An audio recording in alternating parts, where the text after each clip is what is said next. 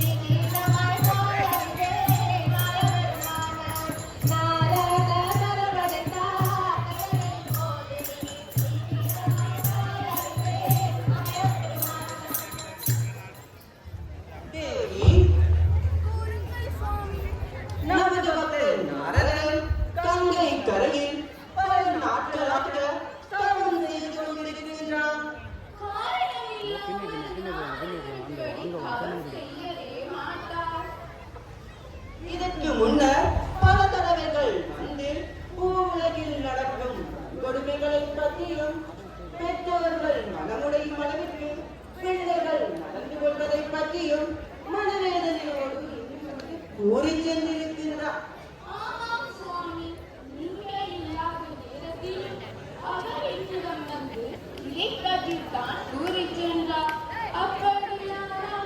நான் இப்போதே சென்று அவன் வரமெதுவோ அதனையே அவனுக்கு இன்று வருகிறேன்.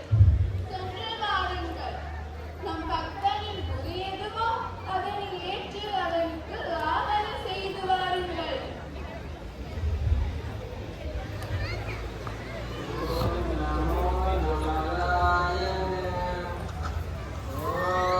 நாரதா, நாரதா. ஆமாம், குரு நாராயணர் நான் தான் வந்திருக்கின்றேன். உன்னுடைய நீண்டதவம் மெதுவோ அதனை முடிவுக்கு கொண்டு வருவதற்காகவே யான் இங்கு வந்தேன்.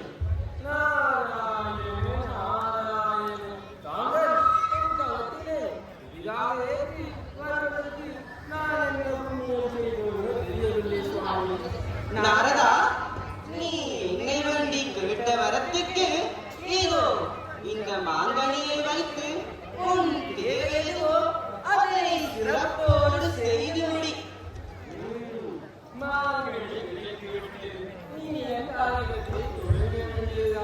இந்த மாங்கனியை வைத்து ஒரே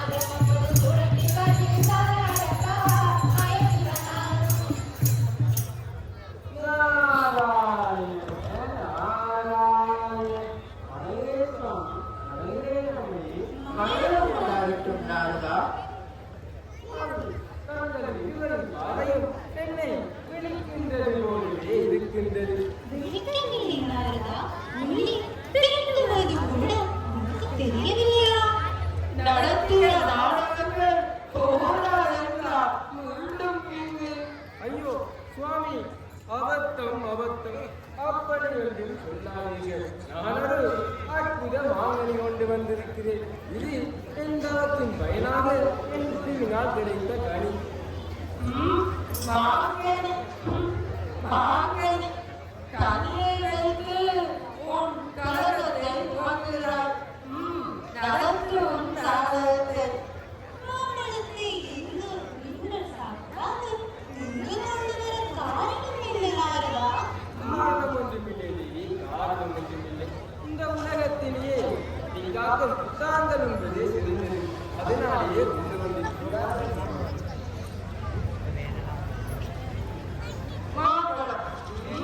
நாரதா, இறுதியில் என்னிடத்தே கலகத்தை ஆரம்பித்து விட்டார். நடத்தி தேவி, புரியுங்கள் சுவாமி. இந்த பூவுலகத்தில் உள்ள அனைவரும் அம்மை அப்பன் என்றுதான் கூறுகிறார்கள். ஒருவர் கூட அப்பன் அம்மை என கூறுவதில்லை. ஆகையால் இந்த மாங்கனியை தாங்குவதை விட சர்வலோகத்தையும் காக்கும் பராசக்தியாகிய தாங்கள் உங்களுடைய விஷயம். சுவாமி, தாங்களுடைய பிள்ளைகளை விட்டுவிட்டு நான் எப்படி சாப்பிடுவது? நீங்கள் பிள்ளைகளை சாப்பிடுங்கள். ஐயோ, அப்படி ஒன்றும் செய்து விடாதீர்கள் சுவாமி. இக்கனியை எனக்கு உண்டால் எந்த பயனும் இல்லை. என்னை முழுமையாக உண்டால் மட்டுமே பயணிகளை முடிக்க முடியும். நாரதா, நீ வருவதை நினைத்தேன். புதிதாக ஒரு நாடகத்தை நடத்தத்தான் போகிறாய் என்று. ஐயோ, அப்படி ஒன்றும் இல்லையோ. தாங்கள் உங்களுக்காகவே கையை கொண்டு வந்தேன். அப்படியானால் உங்களது மூத்த ஒருவன் பிள்ளையாருக்கு ஆறுதலை. இப்படி என்றால் நீங்கள் ஆளுநரை கொதித்து விட மாட்டாரா? சரிதான். இப்படி செய்தாலும் சுவாமி. கற்பனை செய்வதனாலதா தனியை அன்றாக வெட்டி உன்னோடு சேர்த்து நாம் அனைவருமே சாப்பிட முடியுமா? அன்றி பொய்யொன்றும் செய்து விடாதீர்கள் சுவாமி. இத்தகையே உங்கள் பிள்ளைகள் இருவருக்கு தாருங்களே. அதற்காக இருவருடைய போட்டியை வையுங்கள். போட்டி நீ வந்ததிலேயே ஆரம்பித்துவிட்டார். சரி, அப்படியென்றால் போட்டி எத்தனையாக அமைய வேண்டும் என்பதையும் நீயே கூறுகிறீ. இந்த உலகத்தினையும் முதலில் யார் சுற்றி வருகிறாரோ அவருக்கே கனியை தாருங்கள். நல்ல போட்டி. இதோ நமது வழக்கர்கள் வருகிறார்கள். மூத்தவா பிள்ளையாரு, இங்கே வா. இளையவா, பாலமுருகா, ஏவா?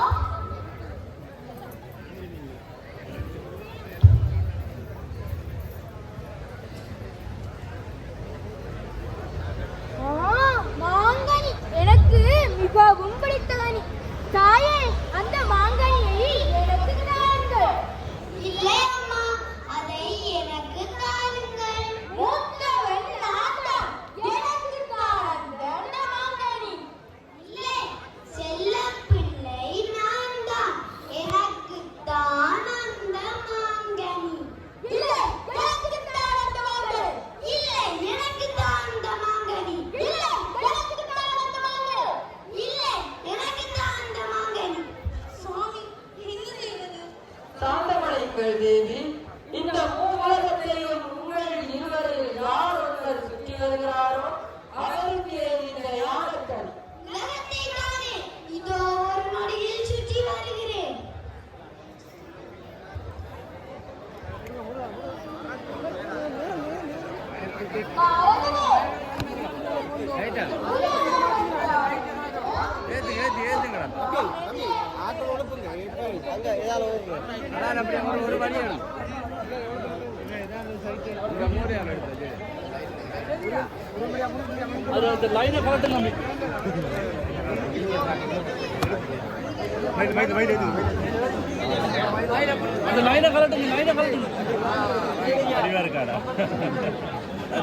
அதான் இருப்பா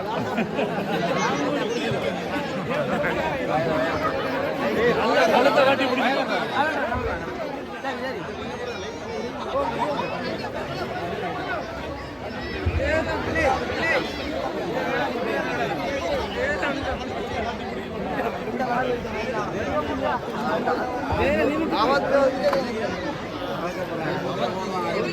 அப்படி ஓடி பார்த்தா ஆறலாம் அவர்கிட்ட கையில் இருக்கும்.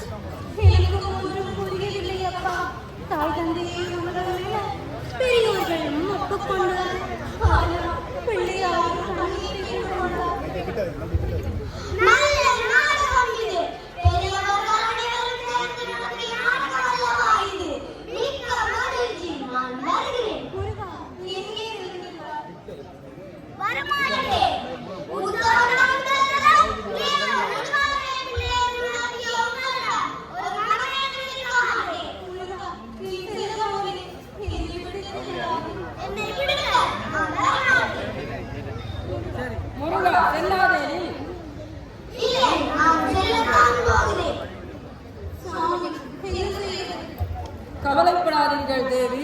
பெத்த மனம் பித்து பிள்ளை மனம் கல்வி என்பதை நிரூபித்துச் செல்கிறான் உண்மகன். கவலைப்படாதீர்கள். அம்மையப்பன் தான் உலகம் என்பதை அறியாமல் திருவிள்ளைத்தனமாயிருக்கிறார். அனைத்தையும் உணர்ந்து நம்முடன் சேர்வார். காலம் கரையும், நாம் செல்லலாம்.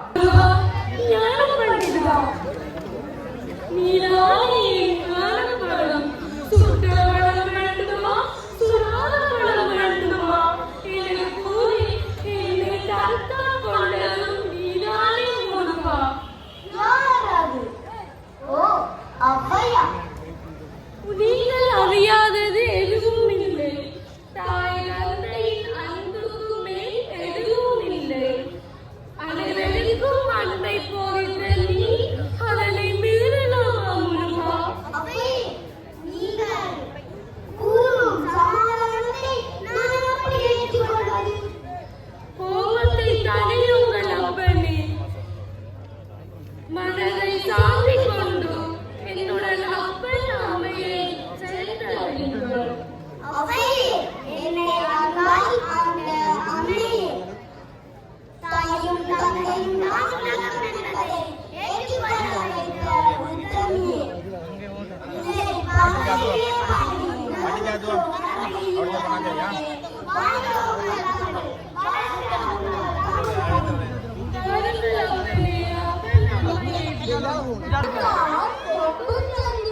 வாழ்க அனைவரும் தங்களது தாய் தந்தையரின் சொற்படி வேண்டி நடந்து வாழ்வில் சிறந்து விளங்க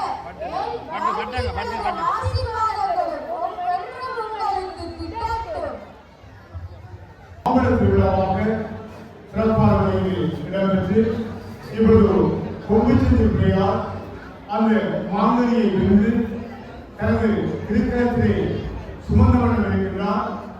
இந்த மாங்கனியை அடியார்கள் பெற முடியும்.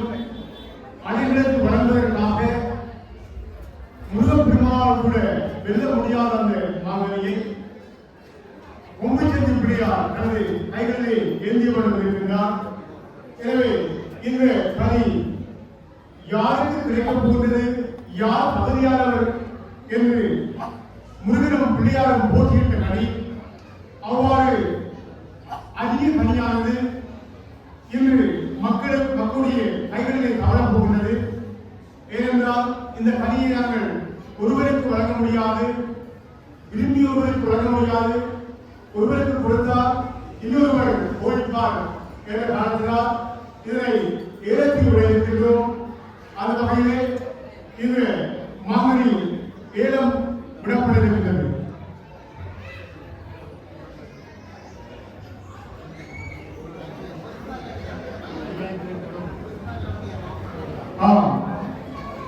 இந்த ஞானக்கனி இப்பொழுது ஏலத்தில் விடப்படுகிறது.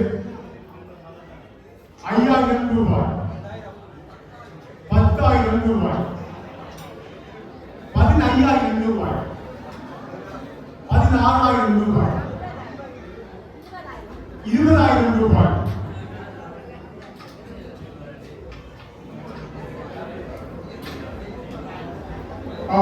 இந்த ஞான கல்யாணம்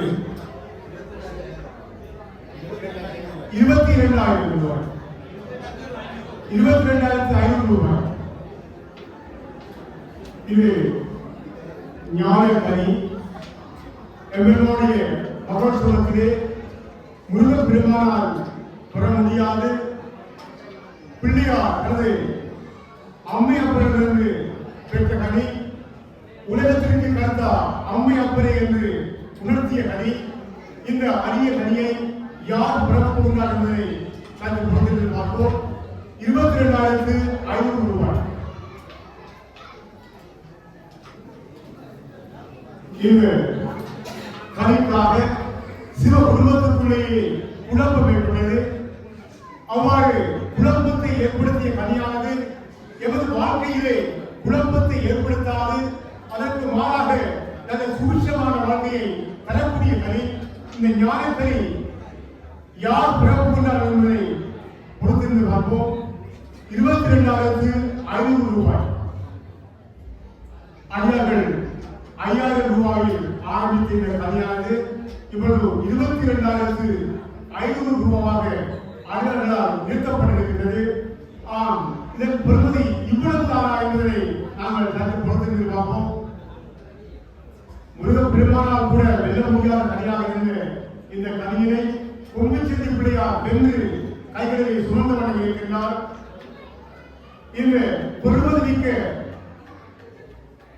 கனியை 23,000 ரூபாயாக இங்கே கனியின் பெறுமதி உயர்த்தப்பட்டிருக்கின்றது. 23,000 ரூபாய்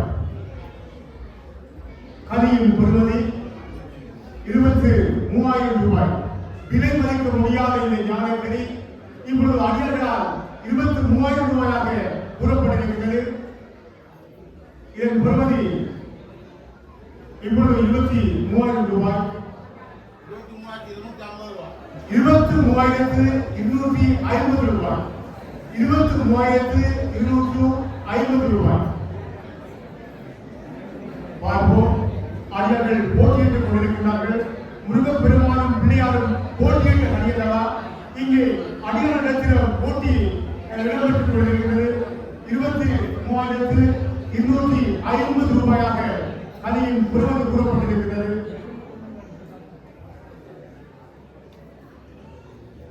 எங்களுடைய மகோத்சவத்தின் 6ஆம் நாளாகி இன்று மாம்பழ திருவிழாவிலே இந்த கனியானது பிள்ளையாரால் வெல்லப்பட்டு வீட்டிலே அடியார்களுக்கு வழங்கப்பட்டிருக்கிறது.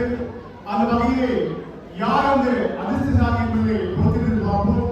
23,000 ரூபாய்.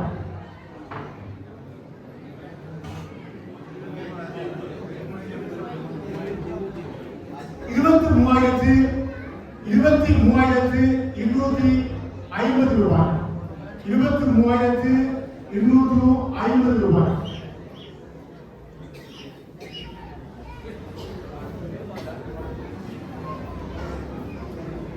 எவ்வளவான் புன்முறுவல் பூக்க வேண்டாம். இந்த கதையை சுமந்து யார் அந்த என்னுடைய அடியார் என்பதை எதிர்பார்த்து கொண்டிருக்கின்றார்.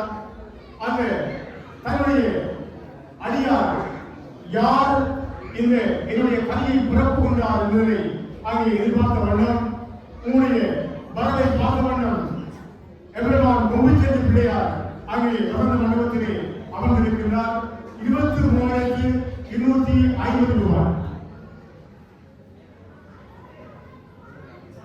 ஒரு தினம் 23,250 ரூபாய்.